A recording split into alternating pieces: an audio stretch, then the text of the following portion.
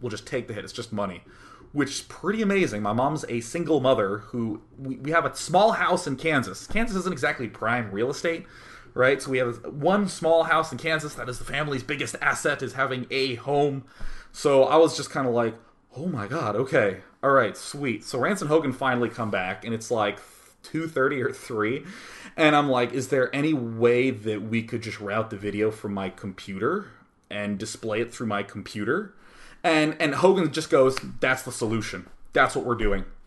I know. All right, let's do that. Go get your computer. But I have to do other stuff with the setup. So I turn to my friend Kevin. I'm like, Kevin, go to the hotel, get my computer. So he just runs over there, packs up my computer, puts all my cords in a pillowcase, and brings it back. And finally, as I'm starting to calm down and I'm starting to look around, Rance and Hogan have done this sick setup. They have all the lights hooked up right at the casting desk. They made this amazing, here's more picture time. All right, where is the setup? Yeah. So, they just winged this. So there's me and JP at the front. They have this red light back here. So that's why you see on our shoulders, there's this red glow. And there's a big green light down there, and there's my other huge light. And you can see a little monitor to the left of there that had all the games on it, so I could see what was on the camera, and see routed back here a bunch of cords. See just this little pile of stuff over there? That's where Rance was sitting, operating the TriCaster. And there's the main screen. See that picture in a picture? See Digital Wheat? Get this. Rance and Hogan figured out a way so that the audio from the entire event could be sent through to DJ Wheat via Skype, and whenever he talks, it would come back out and display to the entire auditorium and to me and JP, so it was like he was there. We actually had digital wheat at the event. And they set it up so that everything could be routed from my computer, and they had all the videos set up with, all the overlays and everything. And they balanced, the audio quality. It was, so insane. These guys were, web TV commandos. They just, dropped in and just fixed all the technical problems like giant sick badasses. And again, they're they're probably the coolest people I've ever met. You know how people have that casting voice? Like DJ Wheat, who's ladies and gentlemen, welcome to the World BlizzCon, like he was last year, at BlizzCon. Rance calls that voice, he calls that the sauce. Isn't that awesome?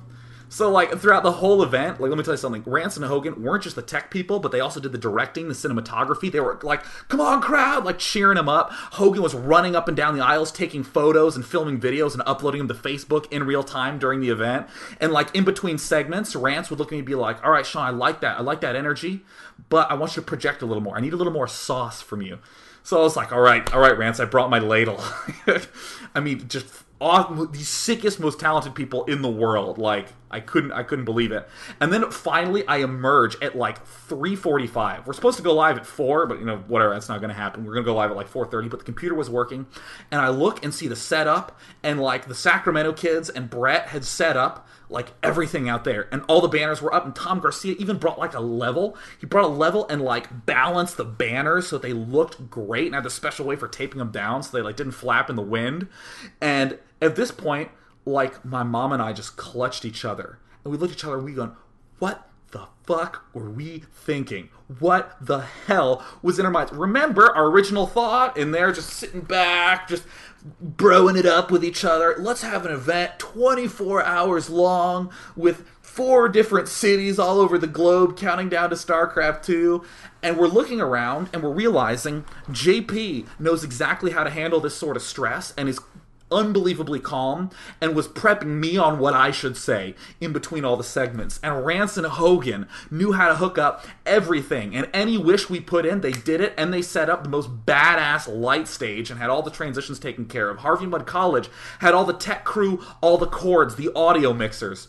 I think I already mentioned Tom, but Tom again set up friggin' everything. And best of all, the StarCraft community constantly throughout the whole event were looking at us like I can't tell you how many people walked to my mom and said, you look stressed, is there anything I can help you with? Let me do something. Mom's like, can you just man drinks? And a kid just manned the drink station for 8 hours, just handing out drink. Didn't get to see any content in there. Just stood there, no complaints, happy as can be, for 8 friggin' hours. And people were like, I remember when the rendering problems were going wrong. I got like 8 people with laptops being like, I brought my laptop, give me some of it, I'll render it on my computer if you tell me what to do. What other crowd could you get like that? I mean, sure, you could probably get some of those 13-year-old kids on Halo, you know, who are always flipping out at each other with their cats, being like, oh, bro, whatever, man, what the hell, man? Like, they would just be sitting in the crowd, being like, God, I paid $25, what is this? God, I hate this. But the StarCraft community, best community ever. Friggin' heroes, dude, and Harvey and Mudd saving, like, everything. Oh, my God. Let me tell you something. When 4:30, when it finally started, I just kind of was like, oh, how did that come together? And like Rance, Hogan, JP, and Tom, like the big four, and even like DJ Wheat, even though he was in Nebraska during this time, were totally calm and just kept being like, you know what? This always happens. It's always horrible. And then it always just somehow comes together. But I had like adrenaline in my system that whole time. I had like 1 slice of pizza for like that whole 36-hour period. Now keep in mind, I had to wake up at 8 a.m. on Sunday to do all the setup, and like was having stress all the way till 2:30 in the morning and slept till 4:30 so I could get up and encode by 5. And then I had to do the 12-hour broadcast. Pure adrenaline, man. An IT guy from Red Bull came, and that is what kept me alive. That was awesome. So the event has just begun. And it actually started to go well. I was like, oh my God. And JP was like, all right, you should say this here. You should say this. When it comes back on, I'm going to do this. And honestly, like JP, here's a very famous video that I'm sure many of you are aware of. Here we go. This is the video that has now made me E-famous that I'm going to play once again. This really encapsulates how I felt at 4:29. Even like JP, who I see over there on the stream window. JP, I didn't give him any prompt at all. Okay, he was my co-caster for the event. I told him nothing. Like literally, he's like, "Hey Sean, so what's going to be the first segment? Like, who's sponsoring?" And I was just like, "Ah!" because I was so stressed out. So he was just like, "Oh, that couldn't be more true." That's exactly how it was. I literally turned. I was like, "JP, I'm so stressed. I can't think." He's like, "All right, cool. Don't worry about it. You'll be fine." So thank you, JP, very much for being my hero. So, oh my gosh, the event was going like great. Like all the transitions were going well. A little choppy at first because I was just like couldn't believe it was actually happening. But like Rance operating TriCaster and everything, mixing the audio levels.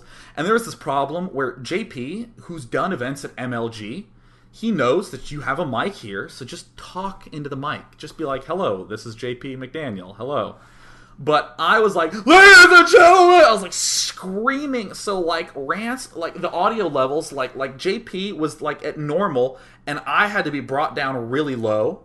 And anytime I talked, Rance had to bring JP's down because I was yelling into JP's mic, so I was getting picked up through him.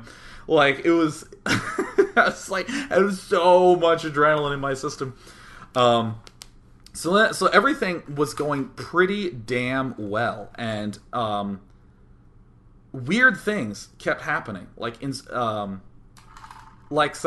feeling pretty good, and Robert Clotworthy and Neil Kaplan, who I kept almost calling Neil Harper, but the voices for Jim Raynor and the voices for Tychus Finley, said that they wanted to come out. And I was like, dude, I'll totally get you some t-shirts. What are your sizes?